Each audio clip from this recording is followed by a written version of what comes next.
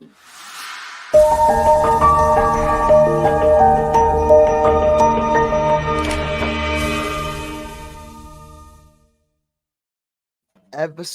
50. Come on, baby. We've made it Five halfway oh. to 100. This episode, a little special, a little different than what we normally do. I've first off, how we doing? How we doing, Justin? Welcome to the show. We'll start I'm there. doing great. How about you? Yeah, we're doing fantastic, man. Another great day in paradise. How about yourself, Kev? Doing phenomenal. For y'all don't know, but we were watching John Wick before this. And if you haven't seen John Wick and you're a dude, check it out. You're gonna like it. Have your wife go get her nails or something, but check out John Wick.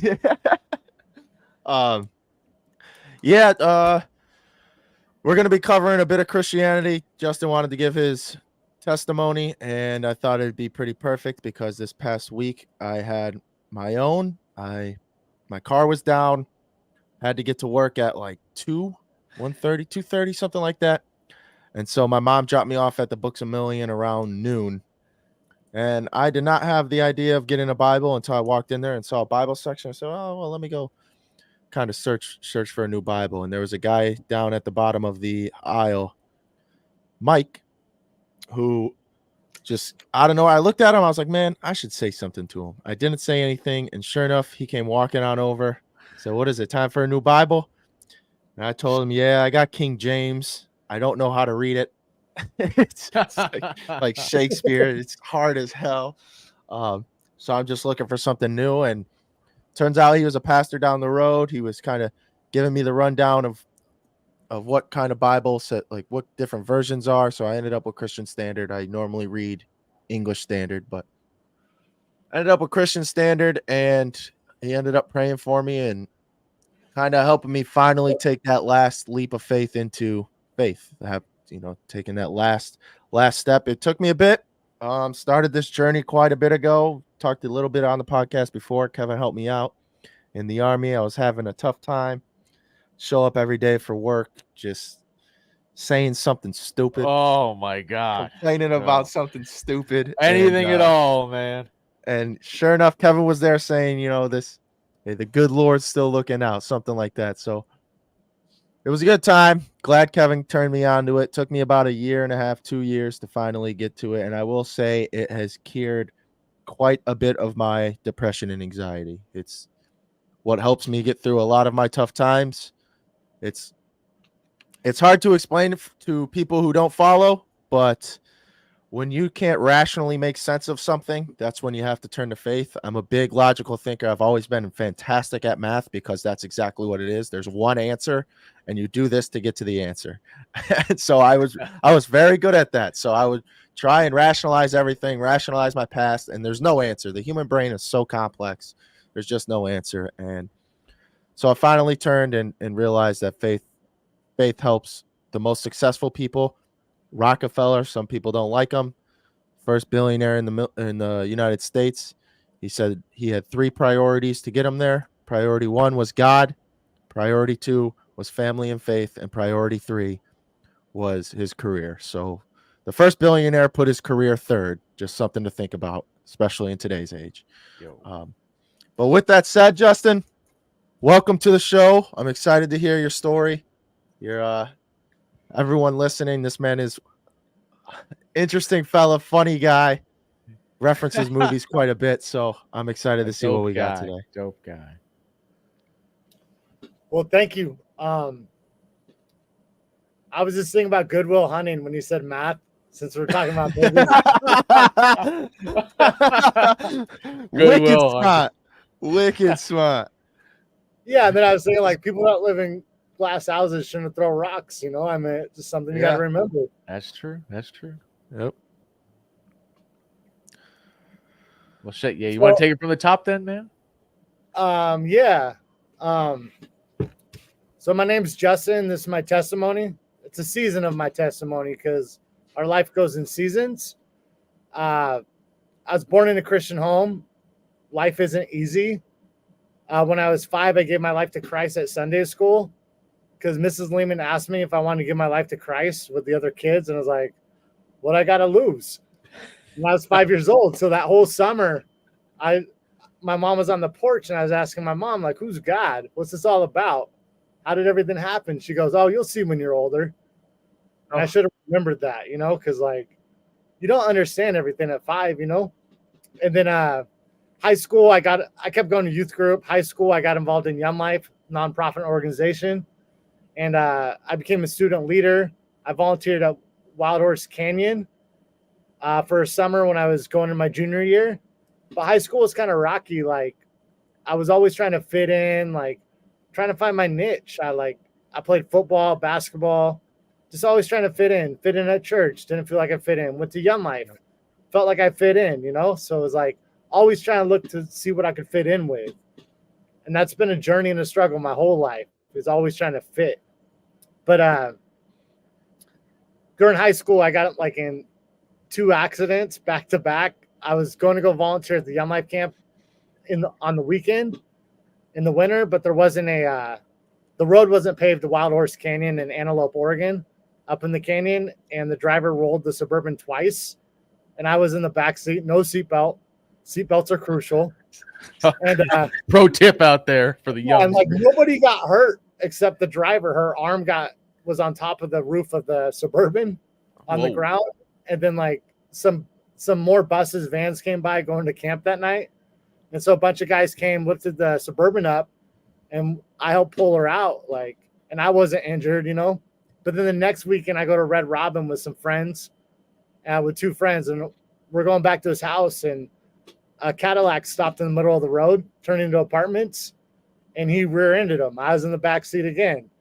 So my mom didn't let me leave my house for a week. It was crucial, like I wasn't safe, so like God's gave me like 20 billion lives, like a cat. I'm always curious like a cat. I feel like a cat. Not really, but like it's a good comparison. Not really. But then at 19, when I graduated high school, I went to college at a junior college to play 1 year of high school football. And then I moved home, and I felt kind of lost. I was going to community college, made some friends, but then yet again, I was trying to fit in again. And so I ended up getting into partying a lot at 20, hanging out with older people. And I ended up making poor choices, like from 20 to 25. When I was 21, I transferred to a Christian university from U of O. And I was like, oh, I'll get everything back together. I chose to try to lead Young Life, and I led Young Life for a year. Then at 22, I went back to everything else. I got into partying again and hanging out with the wrong people. And I was the wrong person too. I was always just trying to fit. So then at 25 on Cinco de Mayo, hold up. Prior to that, when I was 22, I asked a friend, like, do you think someone could come back if they're Judas out of the Bible? And he goes, yeah, anybody's welcome back at the table. And so I always held on to that thought. So at 25, I ended up Cinco de Mayo. My girlfriend broke up with me again. I lost money on video poker. I was supposed to pick up some stuff. Hey, we got you, man. We got redacted. You. Yeah, redacted. I was working at a motorcycle shop, and I ended up trying to outrun a cop at 2 a.m. I lost. He won. I got out of the car and ran. Sorry. So I'm in D block that night, and there's a meth head in there with me, and he goes, "You just got to give your life to Christ." A meth head? Yeah, like he was. I could tell he was on drugs or something. But I'm like, oh my gosh, I'm back to square one. I got to give my life back to Christ. I got to start walking with Him because I was feeling empty inside. So my mom bailed me out the next day. Most parents wouldn't. 25.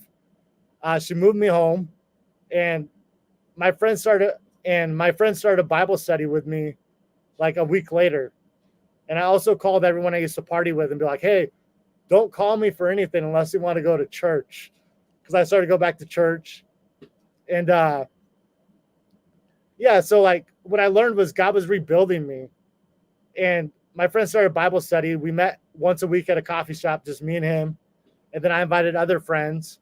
that weren't living the party lifestyle, that were just, I'll call them square bears, you know, living a good life, you know, around my age. And we did Bible study together.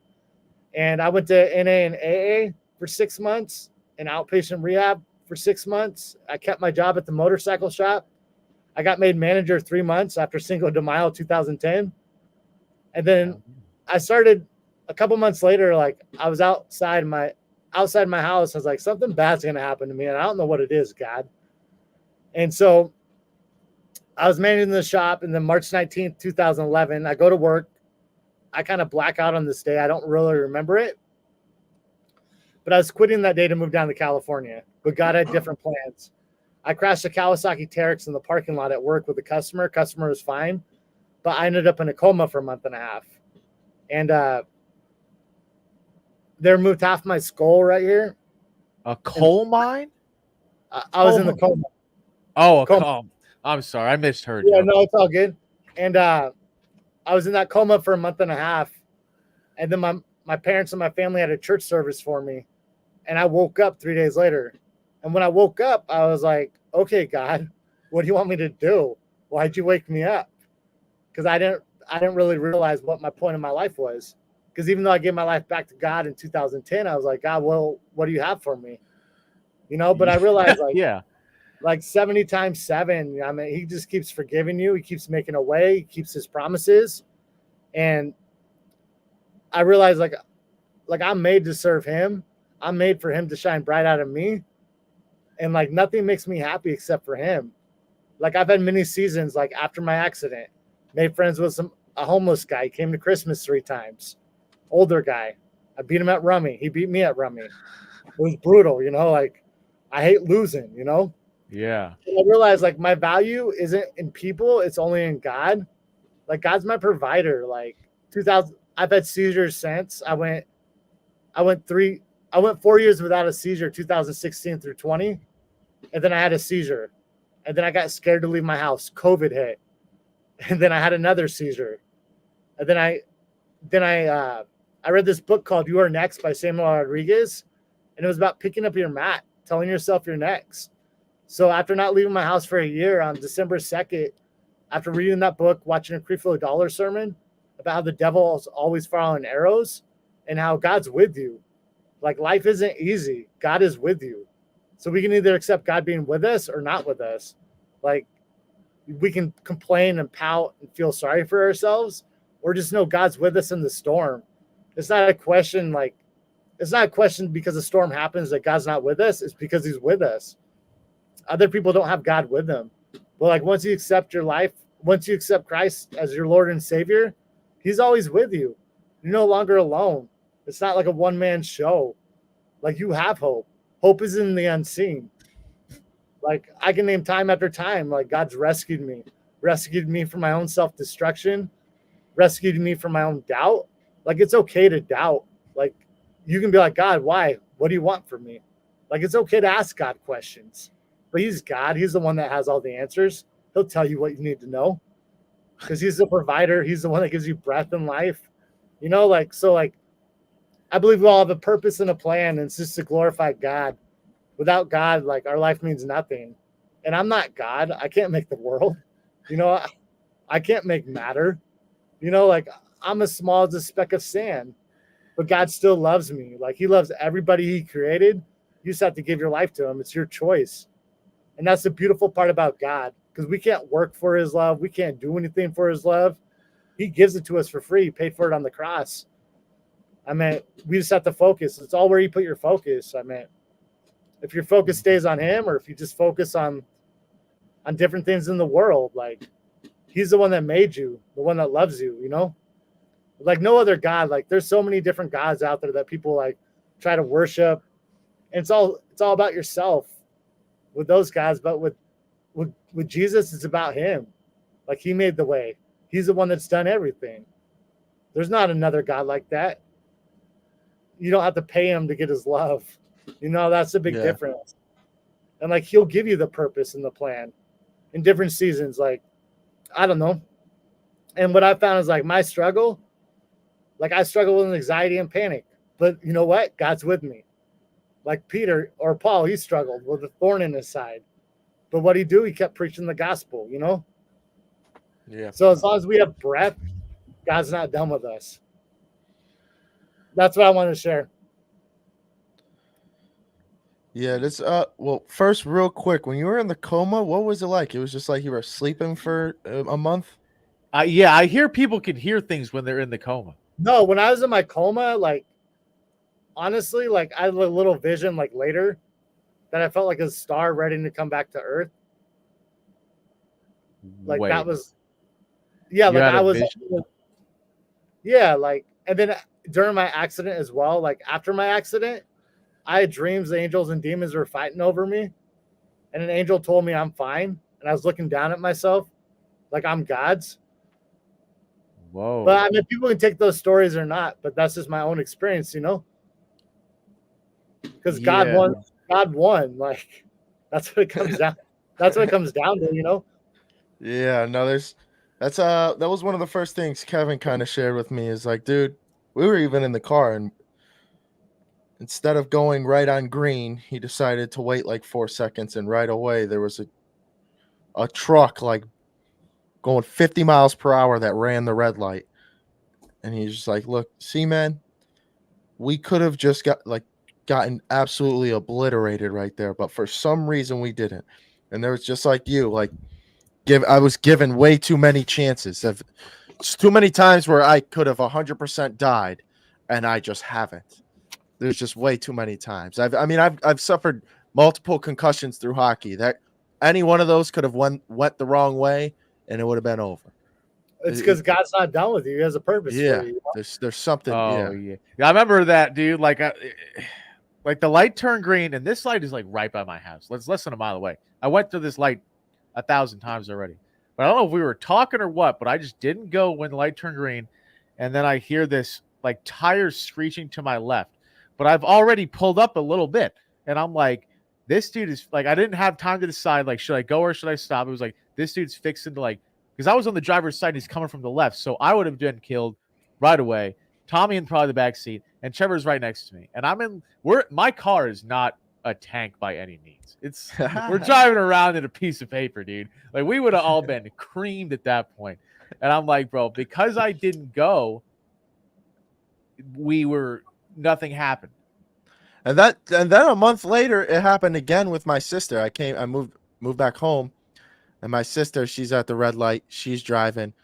And she just didn't go. I don't even know if we were talking. She just waited a second before she went. And the same exact thing, except it was like a semi.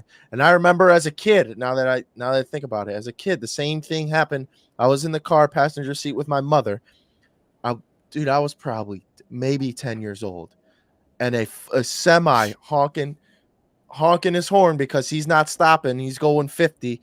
And my mom just looks to the left, slams on the brakes, and he rolls on by. It's just there's just way too many times, too many coincidences to where I should have died and absolutely didn't. I'm still here. You want to hear one of my worst ones?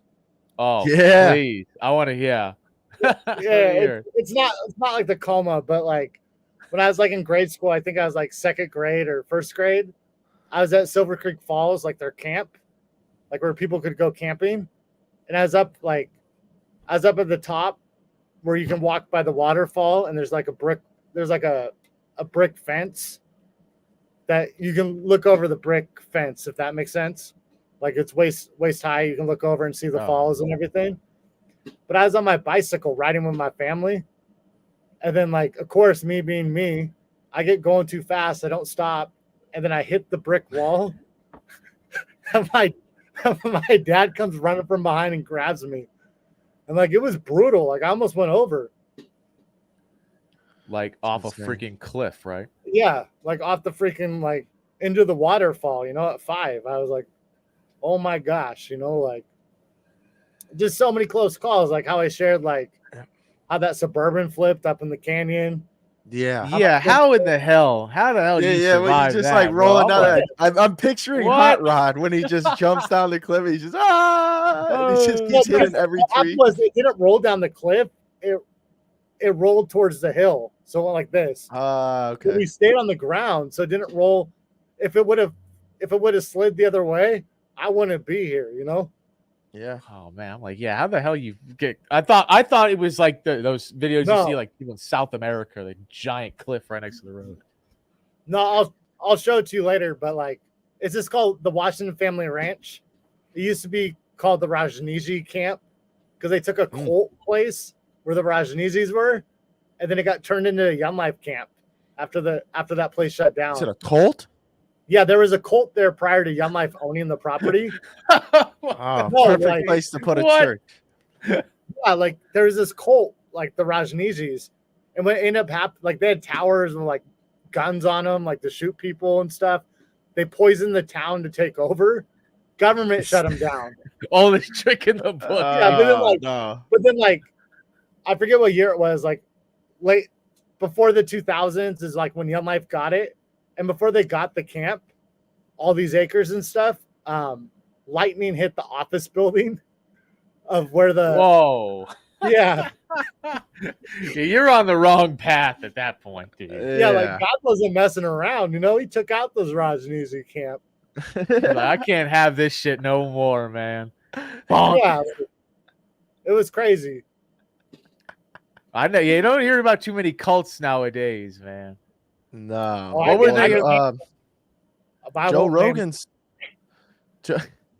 Joe Rogan's he bought a new comedy club down in Houston or Austin, and he said the building was owned by cults. Like there's a whole documentary on the cult that used to own Joe Rogan's comedy club. It's crazy. God brings them Yeah. down. Yeah, no, they're over with. They never take over. The closest cult to taking over was your boy Hitler, and that was pretty damn close. There are some But- interesting cults out there, man. That's Yeah. one of those subjects, bro. It's so cool. Man. Yeah. Well, like cults, like the difference between cults and like Jesus is they all promise something they don't deliver. You know, that's what cults do. They all promise something they can't deliver, and Jesus always delivers. You know, like Yep. we'll make you rich. You're gonna have multiple wives. You're gonna enjoy life. No, sorry, you're gonna be in misery. You know, like the Bible tells you how to live your life and actually have joy in life. You may not always be happy, but you can have joy. Like Yeah. everybody else is like fake happiness, you know? Yeah, that's actually I was writing in my journal yesterday, and or text. I think I was texting somebody, and instead of saying "stay happy," I said "stay joyful." But I literally erased it. I wrote "happy" and erased it and said "joyful" because it's a completely different. So you can't describe happiness. Happiness is everyone's individual perception of being as joyful as possible. But you could be joyful without having $1 million, without having a family, without having the list goes on. You could still stay joyful. And I will say, ever since I have started praying a lot more, my life has been much more joyful. Well, it's because God wants to hear from you. Like we Yeah. always come to God being like, hey, I want this and that and that. Like just coming to God and just giving him thanks. Like me, for instance, like I'm not perfect. Or else if I was perfect, I wouldn't need God. You know, that's the big difference. Oh, But I feel like David at times, like in the Bible, like he always comes to God, complains, gives God thanks for his past, how he's seen God move, and then he asks God again, and God always delivers. You know, I mean, God always comes through. You know, he's like, I need protection. You brought me through this last time, and so we got to remind ourselves what God has done for us. We got to look back and be like, oh, okay, this makes sense. God did this before. He delivered me. Do you just think? Just Like- didn't look the same. Go ahead. I'm sorry. Oh, sorry. No, it's all good. So I was gonna ask, like, when you were in your party phase, right? Just acting up. How did you find God again? Well, it's because the seed was already planted. Like I got baptized when I was 16. You know, like the seed was always there. God never left me. God's seen me. There was nights when I'd come home after partying and I'd be like, God, please forgive me. I don't know what I'm doing. Like I printed the crucifixion on my wall with a Bible verse. Oh, Like I wow. was wilding out. Like, I don't know. Like, but I was scared to come back, you know, because I made a mess. you had that comfort too. Like it better the devil you know what's gonna happen. You go out and party, right? Yeah, but like I was still empty. I was empty. I just had to come back to him to fill my cup, to have my like that the happiness versus joy thing. Like I could do drugs and be happy, but I'm gonna be far from joyful. Yeah, but I was never happy. Like honestly, like people can make you happy, but you can only be happy through the Lord. But I was seeking people to make me happy. However that could come was through people when I wasn't realizing God makes me happy. God brings me joy. God never leaves me. Like that's the big difference. Like I was always seeking that, but I had it the whole time. Now what I was gonna say, like with me, like I had to come full circle, like where I gave my life back to Christ, or when I gave my life to Christ to come full circle where I started and stop turning left and right to come back to Him. If that makes sense. I think. I mean, I know we both. Go ahead. To remember where I started. How like I started in Him. He's been with me. I had to get back to that. Yeah. It's like we both struggled with addiction, both of us, and it's just like after a while, I think you just get kind of tired of it. Like what's gonna happen, but it's exhausting after a while, just chasing something that you're never gonna get. And even if you do, it's temporary. Yeah, then we get addicted to like even like not like anything can bring addiction, like social media, Facebook. People get addicted to getting likes. They want enough likes. And so like anything can be used for good, but then everything can be used for bad as well. Like with my Facebook, like I post like if anybody needs prayer, shoot me a message or a text. I post it every day to let people know my door is open. Like because then that helps me stay centered on God. Like not about like what I provide, but more on Him. Like because then that actually creates a relationship with people instead of check out my pictures. Like a real relationship too. Yeah. Like how would you describe God? I love to pray over people. You know what? Here's how I describe God. We can never fully understand, even tells us in the Bible. We're like small as a figment. We're so small like a speck of sand. I just know God created everything. He created the earth. I read the Bible. It confirms it. Even without the Bible, I can hear God. I can see God. Like He has a purpose and a plan. Like our earth, if it wasn't a certain degree, there wouldn't be life here. We could be a foot to the left and nothing would ever live. Yeah. Yeah, like it's like the degree and angle. Like a man couldn't create what God has done. Like I can't create a star. Like I can maybe create a missile, but it's not gonna last. It's gonna be, I don't know, like oxygen. Like God gives me breath. Like I don't know, just that's just me. Like I just know it's God. Yeah, like I was saying, the things you can't explain. Yeah, like there's a lot. Gotta like be something. For an example, the Trinity. This is like a lot of division with religions that say they're Christian. Like they try to be like, oh, the Trinity can't be true because I can't explain it. Well, so what? Like I believe in the Trinity. I'm not God. I can't explain everything He does. Like He's God.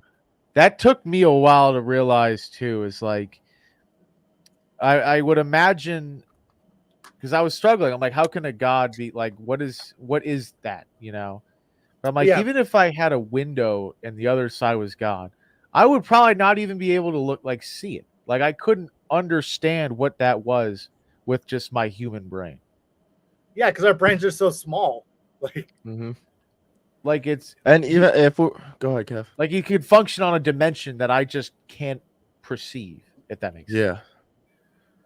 Yeah. No, on the human thing, it's that's another thing that just had my mind twirling, is where humans came from. And even our minds, if you take our minds, we are so you can't we can't evolve into what we are. There's just no way. I'm sorry. I believe in some evolution, but there's no way you can evolve because we're the only species on this world that has the idea of the future, and the only species that is aware that we're going to die, and the only species with a subconscious that doesn't just evolve out of nowhere.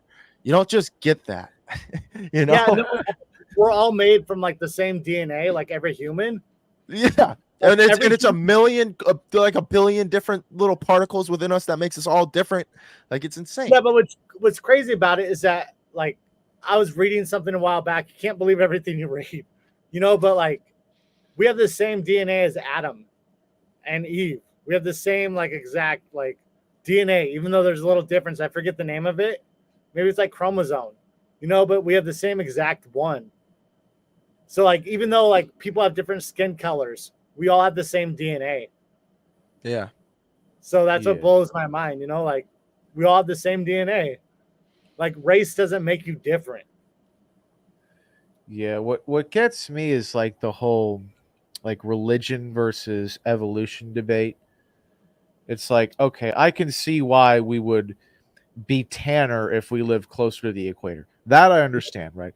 But to act like the life on Earth started with some bacteria or something, and then 2 billion years later we're here. To me, that would be like if I had a giant sack of like 100,000 letters and tossed it out of an airplane and expected it to make the Bible. Yeah.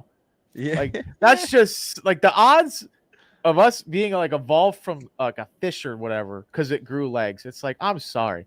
That seems such a stretch that it couldn't be possible without something supernatural or a higher power intervening, I guess. Yeah, like even Darwin went against his own beliefs later. Really? Yeah, I forget what he said. He said something. I mean, it's just like. Yeah, I mean, I believe it. Like, I get like, okay, a bird on an island will adapt to live that island. That I understand. But, I mean, a fish just thought, oh, let me go out in the water on my own accord, and then grew legs, and then a billion years later, we're here. That, I don't get that, bro. Then I'm going to be a dinosaur. Yeah. Like, saying, dude, like, yeah, you hear the debate constantly, and it's just one that I'm like, okay, I think there's room for both. Yeah. And then it comes down to like how we're not God, like you're not gonna know everything, like.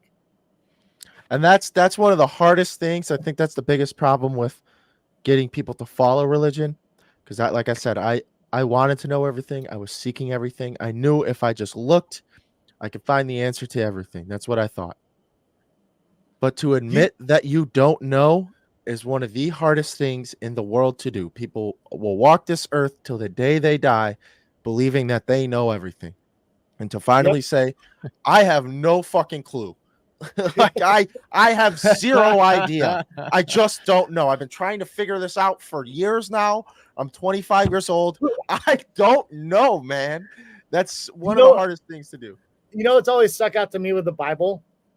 What's that? At least in my mind, that makes it different than even all the Christian sects. Like I just believe in the Bible alone. Just give me the Bible. That's all I need. Mm-hmm. I don't need to be hearing other stories or other things. I'll read my C.S. Lewis, like The Problem with Pain. Like I love C.S. Lewis, but like one of my favorite verses is John. I think it's 1 John 4:19. Is I loved you before you could love me. Like all the other gods in the world, they didn't love you before you could love them. Like all these other ones that all preach, like you got to do something for them. But with God in you, you're going to do something for God with God in you. But that's like one of the main things that's one of the main things that's always stuck with me. Like he loved me before I could love him. Who else is going to do that for you?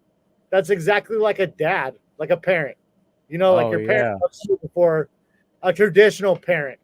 Like I'm saying old school parents when they love their kid before their kid could love them back, A throwback right there. Yeah. Yeah. What was it? It's Moses asking God, "Who are you?" And he said, "I am that I am." Just like he is like, what's your name? I am that I am. Like, he is everything. He is everything. You look to your left, you look to your right. That's him. That's him. That's him. That's him. That's him. It's hard to comprehend when you have been stuck in a hole for so long trying to figure everything out. It's like this answer has been written down for 2,000 years, and somehow we're still able to read it. It's insane. Yeah, and then Jesus also says he is I am. Like, so it's really cool. I mean, it all fits together why the old and the new fits, because the old is all about Jesus coming. The new is about how he came. The first covenant was torn, so I mean, that's the beauty of it, because it's a masterpiece. When you read the Old Testament, you're reading about Jesus coming, and you're seeing all of us struggle. Like all the prophets, they struggled. They all struggled. Like Hezekiah, he was gonna die. Elijah came to him. Like I always think about Hezekiah because my life, I've had seizures. I was in my coma. I thought I was gonna die. God raised me up. But like Hezekiah, he gets told he's gonna die by Elijah. Then he prays to God and asks for more life. What did God give him? More life. So it's kind of life. But it was he had to come to God. He had to come to God and ask God for more life. He was in tears, and God gave him more life, because God originally tells Elijah that Hezekiah is going to die. Go tell him. So it's all about who you turn to. I mean, I don't know. I was watching something today, and somebody was making fun of a dude because he follows one guy. Jesus being the one guy. You follow one guy. I don't get how you could just follow that one guy. And the guy asks him, okay, so what do you follow? You follow yourself, right? Yeah, I follow what I want to do. Okay, you're one guy. Wait a minute. Like shit. You're also one guy. Like it's I don't know. It's all very interesting because it's also all very abstract. That's why I love the brain. I love psychology. I love it all because it's an abstract concept that I seem to understand well, and not a lot of people can do that. Yeah, I think too. Like, go ahead. I'm sorry. No, you need to keep your thought and share it, so I don't. No, yeah, it's just like an abstract thing. Take it at that. Like, I am, right? You've got I don't even know what a thing, God, right? And that's obviously he can function in dimensions that are above us. English is limited. We can only understand so much. How can you explain something that we have no idea how to even understand? You know what I mean, though? Like, explain to me a color even. I know what a color is. Go ahead and explain to me the color red. You can't. Now imagine it's something above a color we can't even do. I'm sorry. That's what I was thinking about, man. It's just explaining something supernatural to using natural ways. There's something else I want to share too. Like, people will say, I can do anything through God, but you can't. You can only do what God allows you to do. I can't dunk. I could pray to God and ask him to let me dunk, but is he going to let me dunk? No. So no. Like, you can't do all things. Only he can. If you think about it, like, because you can do what's meant to happen. Yeah, you can do what he wants you to do. Just imagine praying to God I could dunk, bro. Yeah, that ain't gonna happen. You know what I'm saying? Like, if I was meant to dunk, I'd be a little bit taller. Yeah, I'd be a baller. Like. Yeah, catch me at that 3-point line instead. Oh yeah, Trevor's lethal from 3, man. But then, like, we can't limit what God can do because he can do anything. But he'll only do what he only does what pleases him. And so when we line up with what pleases God, we're walking in line with him. Like when we're thinking about, how can I please God today? Like me, like I'll pray sometimes. I forget. I get distracted. I'm a sinner. I'll be like, God, God, use me today. I don't know how you can use me, but just use me today. And you know what happens? I pay attention when God uses me. When I don't pray to start my day, I'm not paying attention. I'm stuck in Yeah. my own, you know, Yep. but like when you just pray and ask God, I mean, like help me see my day through. Help me do well. Take my burdens, you know, like casting your burdens on Him, because you can't carry them. Because if you try to carry your burdens, you're gonna trip. You know. I think that's a hard thing for people to do. Is just relinquishing control over their life and their destiny. Like that's a hard thing, I think, for a lot of people to do. Mm-hmm. Yeah, saying I don't know, go ahead. And that's okay that you don't know. Yeah, because no one knows. No one has a single clue, man.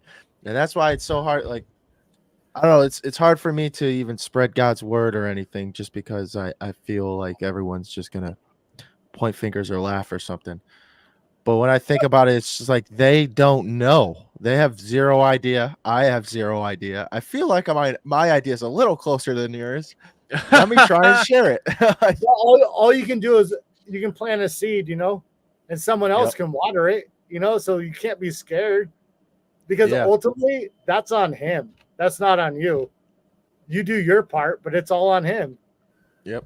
You know, like that's on Him. You know, at the end of the day, if it's meant to happen, it'll happen. Like, what was that? If it's meant to happen, it'll happen. Yeah, like through Him. Like it's on Him. Yep. It doesn't mean don't take steps. Like you should preach the gospel, what you know. I mean, you should tell others about God. Like when I first joined, the two things you're supposed to do is repent and preach the gospel, ain't it? Yeah, like when I first joined M3 last July, my first month, all I would do was talk about God in New York. They didn't really like it, but I was like, God woke me up from a coma. I'm just happy to be here. God loves you. You know, like fresh out the coma, yo. What up? Yeah, I got all shy because my coma was 2011. But like sometimes I don't have a filter, but that's a blessing and a curse. Like God's helped me with that, you know? Because I'm like, you should love God. You know, like one time I was witnessing to this Muslim who I met at the coffee shop, and there's a prayer room on the 4th floor of this coffee shop. And so I showed him the prayer room, even though we're from different faiths. I told him, you know the difference between my God and your God with Jesus is that He loved you before you could love Him. Because all these other religions, you got to do all these things. You got to keep striving on your own. With Jesus, you strive, but you're striving with Him. You're not striving on your own. You know, like you're with Him. Yeah, because like, don't the Muslims, they believe in Jesus, just not that He was God or something? Just a great prophet. That's what they believe. But I heard. Sorry. But then it comes down to like what they can get rewarded, you know, like in their own paradise. But like, you know, like with me, the biggest reward I can ever have is being with Jesus for eternity. That's enough. That's more than enough. Sign me up, man. You know, like I don't need anything else. I just need Him. I need Him here. I need Him in my afterlife. Yeah. I'd rather not burn in hell. You know, I mean, no, that sounds horrible. Yeah, I know. You think this place is bad, you know? Yeah. You think Earth sucks? Check out hell. Yeah, but like just having I don't know, just having the Holy Spirit in you when you accept Jesus. I mean, you still make mistakes, still stub your toe, but still drink wine. But God helps you pick up your cross and keep walking, you know? Yeah, how do you that's why it's go ahead, I said that's why it's so important for us to share this on our platform too, is because a lot of people we're trying to reach out to are trying to do it on their own and are in their own heads and are battling their own battles against their own brain. Yep. It's like, man, the idea that you have to just be out here alone in the most we could connect to anybody we want. I could send a text to Elon Musk right now or a DM to Elon Musk right now. Like that's insane. Absolutely insane. We could connect to anyone we want to, and to believe that you have to do it on your own is such I hate to even talk about it because it that's what I was doing, and it led me down one path, and it was suicide. If you think you could do this on your own, you are out of your mind. You are absolutely out of your mind. I'll have what you have. Yeah, like it's unreal. You cannot do it alone. We're meant to talk to each other. We're meant for communities, and we're meant to follow somebody. Somebody has. If someone came up to you, you were taking a test. You're taking one of them stupid standard tests for high school or whatever it is, and someone came up to you and said, "Here you go. Here's all the answers." Are you gonna take that and just like throw it away and ignore the person that came up to you? No, you'd be a lunatic. We have all the answers. All you have to do is read. All you have to do is open up the Bible, start learning, start striving, use your curiosity to figure out what's on next. It's sad. It's so sad because I was in that boat. I was there. Yeah, and the biggest thing is just giving your life to Christ, like just receiving Him, because you're always gonna have struggles, but then you're never alone. He's always with you. Like I've had seizures, and I've been like, okay, God, I had a seizure. Are you not like? Why are you letting me have these? But it's like God's still working with me, you know. Yep. I don't give up on Him because He doesn't give up on me, and I need Him. Yeah, You know that what I mean? really, like when we were, or when I was deployed to Djibouti, it's like in the Horn of Africa by Somalia.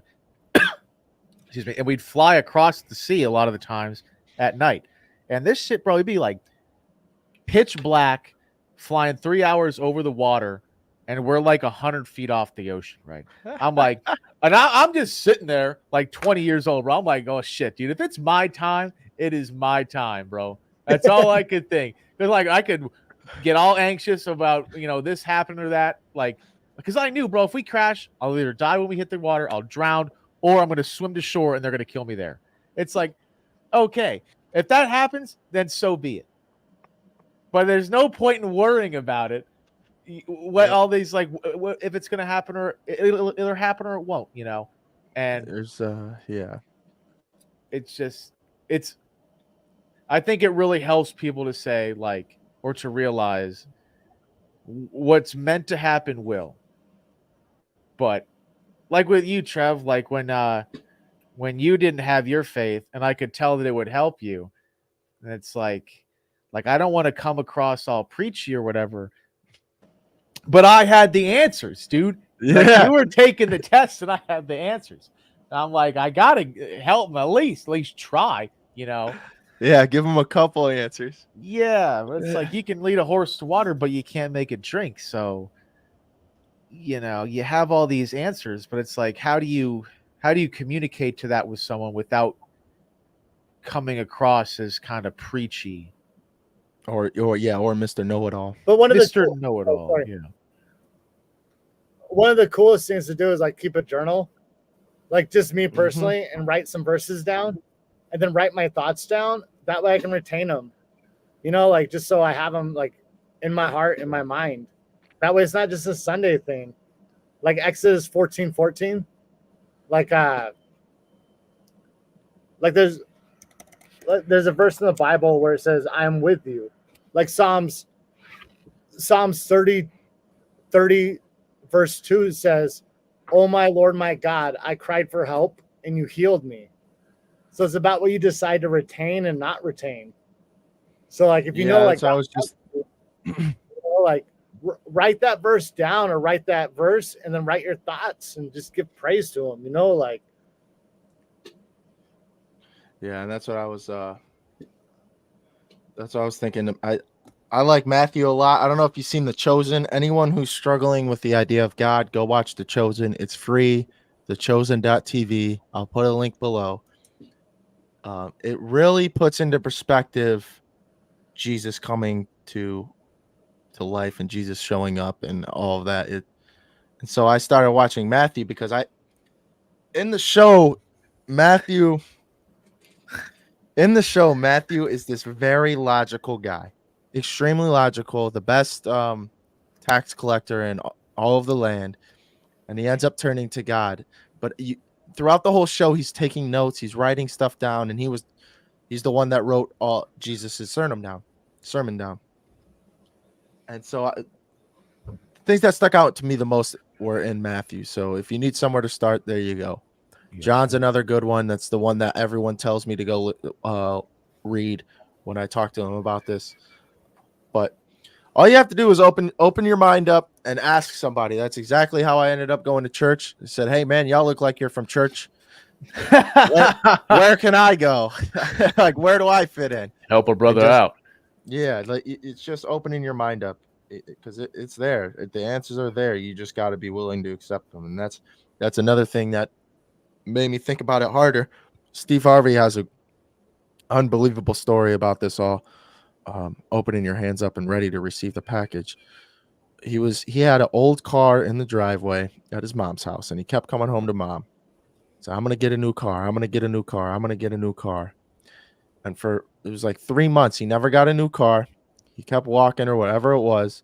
And his mom finally said, "No, you're not going to get a new car." And he's like, "What, mom? Yes, I am. I'm going to get a new car." She said, "You're not going to get a new car until you're ready to receive that new car.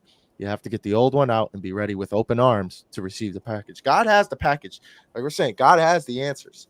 All the answers are there. You have to be willing to accept them. You have to be willing to put everything else aside for a second and understand what the answers mean. Yeah, it's true. It's like, but to the people that don't believe in God, it's like they're not, in their mind, they're not willing to accept a package. You know what I'm saying? Yeah. Like they're not shutting God out. It's like they are, but they don't realize that. Like in their mind, there is no package. Yeah.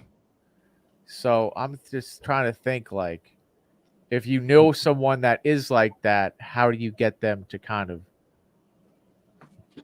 know that there is something else out there? Justin, we still got you real quick. Oh, there you are. Yeah. Sorry, I had to use the bathroom. Oh no, it's all good. Oh, I was about to go too. No, Trevor was saying how it's like you just have to be open to receiving the package. Like the answer, so to speak. But I'm wondering, like, to the people that don't believe in God, there is no package. And so it's like, how do you approach that, like knowing that there is something that can help them, but they're kind of closed off to that idea? Well, just let Christ speak out of you, because like we're living testimonies, we're living life. He's in us. So even like when we don't know what to say, we'll say something and it's through him, and we're not going to know why we said it. I'm just being honest. Like, you're not going to know why you said that. Yeah. Like with Trev, I'm like, well, I could try and be funny about it. Like, I'm pretty good at that. But it's like, that is, I guess, just Christ speaking through me, Yeah, and God uses us to plant seeds. And like, we need water too. We need to be watered, Yeah. Like, no, I know what you mean, man. That's why we have communities. That's like why we need communities of other believers, other people to hold us accountable, other people to pray for us. It's like, just because you got Christ in you, that's where it starts. It's not easy. Like, you're going to have peace. You'll always have peace in him, but that doesn't mean there's not going to be storms. Yeah. Because like you guys, like you being in the military, you've heard stories about people being captured, like that movie Unbroken. Like he became a fantastic film where he's holding that shit up, dude. Yeah, he became a Christian, man, went through all that stuff, and yet he still chose God. Like, it's amazing, man. Like that's what I was saying too, is my first thing when turning to God or trying to figure out what God was is I just kept looking and looking and looking at the most successful people. Yeah. And I'm talking like millionaires, billionaires. I looked towards them. And it was either Kevin's not here for this. They're Jewish or they're Christian. And so to me, that was a red flag saying, hey man, what are you doing? All these people, you want to be rich? Follow what these people are doing. Every single one of them, I'll see a short or TikTok, whatever it is. And then I go and I follow the full interview that they have. And sure enough, they bring up God in like every answer that they have. Yeah, like Mark Wahlberg. He's bringing up God right now, dropping God. Yeah, everybody who has some money is praying to someone or talking to someone that's not themselves. And to me, that was like a red flag saying, hey, it's time for you to turn to God and start believing. Yeah, but like, and then you discover it's not about money. It's just about having him in your life. Right. money is emptiness. Like people liking you, it's empty. But being in him, I mean, that's where it's at. Because then you're going to be connected with the right people. You're going to be connected to to to tell other people about his love, to be used by him. Because like I can't complete you, Kevin can't complete you. The only one that can complete you is God. Like actually give you that happiness, actually give you that love. God fills everything that's missing in you. Like there's homeless people that are happier than other people. Oh, Yeah. dude, yeah. Like not all of them, but I'm just saying, like there's actual people with no money that are actually happy, that aren't on drugs, that are like just happy about God. Yeah, Like I have way too many stories about the homeless, man. Yeah, like if you look at Job in the Bible, like Job, he was all rich. I just started a Bible study on him. He was all rich, had everything. He loses everything. And he's like, I'm so small, but I still love you, God. You know what I'm saying? Then he asks God questions, and God's like, I don't got to tell you. Were you here when I did this? So it's like, I don't know. We just got to keep our minds on him, I remember I was watching a TikTok about Mike Tyson. Shout out to Iron Mike, dude. But the guy was asking him about, like, he won $30 million on a fight. He's like, listen, man. I don't want to do this. But he's like, what's up? What did you say? He said, like, you got all this money for the fight. You had to be pretty happy. And Mike Tyson's like, all the money in the world don't mean nothing if you don't have your peace. Yep. And I'm like, that is true, bro. We're in America, dude. Everyone gets caught up on money. That is like the only metric that happiness is judged by a lot of the times. And it's like, bro, me and Trevor are fucking not swimming in dough by any means, but we're still some happy people. Yeah, baby. Hey, dude. Like my grandpa, when he got back from World War II, he started a garbage company after 2 businesses failed, And then every night he got down on his hands and knees and prayed in his bedroom. So like, I only know that because after he died when I was like 6, And then like I would stay the summer with my grandma when I was in grade school sometimes, a couple weeks. And every summer she'd be reading her Bible, making my lunch, putting Matlock and Perry Mason on, then taking her nap, and then cooking dinner. I'm like, what a good life. And then she'd always watch Charles Stanley every Sunday. I mean, she's at her focus, like just being old and still having your focus on God and just being content with stuff. I mean, God's the only one that can make you content. You can go chasing money. You can go chasing like having a cool house. I don't know, but like, I'm not going to get buried with a house. Yeah, just joy in the Lord. Yeah, there's so much out there beyond money. I'm not saying that just because I don't have a lot of it, but like all the money in the world does not mean anything if I'm mentally and spiritually bankrupt, dude. Yeah, but God will give you money. God will help you. He just helps everybody differently, but it's the same love, It doesn't mean that he loves you less or loves you more, because like I said, a speck of sand. We're so small. Yeah, it's just like, it'll all happen when it's meant to. That's my biggest takeaway in life. I keep telling myself, man, it'll happen when it's supposed to. And just for the listeners out there, someone asked, I'm a big Lil Wayne fan. Someone asked Lil Wayne, like, dude, you're 40 years old now. What do you miss? What do you look back on and say, man, I miss that? And he said, I miss my old times, the old times with the homies. Because the homies may be gone.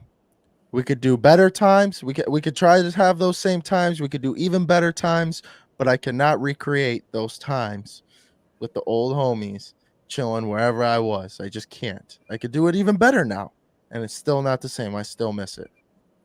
So it's like, even when you're going through that struggle, man, it's still, it's you're not going to become who you are unless you go through a struggle. That's what I've learned. I've been through quite a bit. Yeah. And the next struggle is going to happen. So enjoy your peace today. Another struggle happen, Yeah. Yeah, no, you're right though. It's like, what'd you miss about the Army? It was the people. It wasn't the going to PT or doing some bullshit. it was coming downstairs, and y'all be out there acting like you were doing the right thing. You know. Hey, oh, look live. you know what I was thinking also? Yeah. You know how you talked about how you watch like all these famous people that were millionaires and stuff? Do you remember sharing that earlier? Yeah. My screen kind of okay. You remember sharing that? Yeah. If you think about Solomon, instead of asking God for money or asking for other things, he asked him for wisdom. You know, and like he was seeking wisdom, you know? So I thought about you when you're talking about that, you know, like how you looked up everybody, you know? Yeah. And that's the goal, God man. gives you wisdom. Oh, yeah. Is that lady you were talking to, Trevor? You talk about how wise you are for your age. Oh, man. I guess, I haven't shared that story. That was unbelievable. That's probably a story for another time. No. Okay. Yeah, no, but you're right. It's like there's other currencies. Hey, I got to... Oh. No, go ahead. Oh, you good? You got to go? Could I wrap this up with you guys today? Yeah, man. You want to send a prayer for us? Oh, dude. Oh, geez. Okay, yeah, for sure. Pressure. Oh, yeah. I'd bend down, but I have a little bald spot, so I'm not going to bend down as I close my eyes. we will. We will I'll enough pray. for you. All right. I didn't wear my hat. Yeah. Get one. God, take it off. Dear God, thank you for this time together, and thank you for letting me share my testimony with these two and whoever listens to it. And thank you for letting them share what they shared today, Lord. Thank you that you make us complete and whole, and just bless our times together and bless our times as we reach other people and tell them about you, Lord, and just give us our strength and wisdom in all things, Lord, that you are our provider, our healer, our refuge, and just I praise you, Lord, today, just for today. You gave us air to breathe. In Jesus' name, amen. Amen. Dude. How do you rate it? Thank you for coming on. Do I get a 7, a 4? It's at least 6 above mine. I will say this. Sometimes, like, I'll think about, like, oh, why am I a Christian and not like a Muslim or a Jew, right? Yeah. I feel it when I pray to God. Yeah. And that's enough for me, man. But I felt it with your prayer, Justin. So I will say S tier, bro. I give you guys an A+ for this group chat. Thank you. Well, glad you came on. Glad you were open enough. Thanks for having for me sure on. I appreciate it. Thanks for having me on. Yeah. For sure. But, we'll link you when it's uploaded then. Yes, sir. You can post it on my Facebook, post it on my page if you want with your link. Okay. And just put I'm not a big deal. I'll put huge deal on it. Huge. Yeah. The biggest deal you ever seen. Huge. I'll talk to you guys later. Bye. All right, see you, man. Thank you again. For sure. Yes, sir.